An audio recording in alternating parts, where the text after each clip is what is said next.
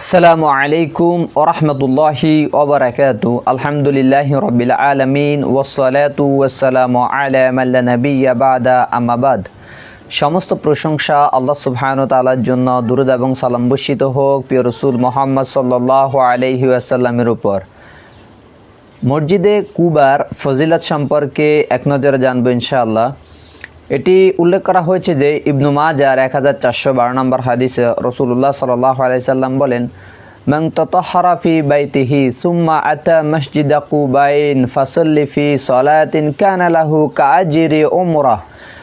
রাসূলুল্লাহ সাল্লাল্লাহু আলাইহি সাল্লাম বলেন, কেউ যদি বাড়ি থেকে ওযু করে তিনি মসজিদে কুবাতে গিয়ে কোনো একটি সালাত আদায় করে, তাহলে তার ওই সালাত একটি উমরার সমপরিমাণ হবে। সুবহানাল্লাহ।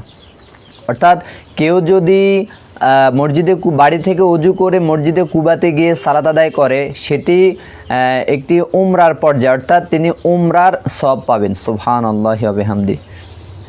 তাই মসজিদে কুবার রয়েছে যে অনেক ফজিলত। ওয়াসাল্লাল্লাহু নবিনা মুহাম্মদ ওয়া আলা আলিহি ওয়া সাহবিহি আজমাইন। ওয়াসসালামু আলাইকুম ওয়া রাহমাতুল্লাহি ওয়া বারাকাতুহু।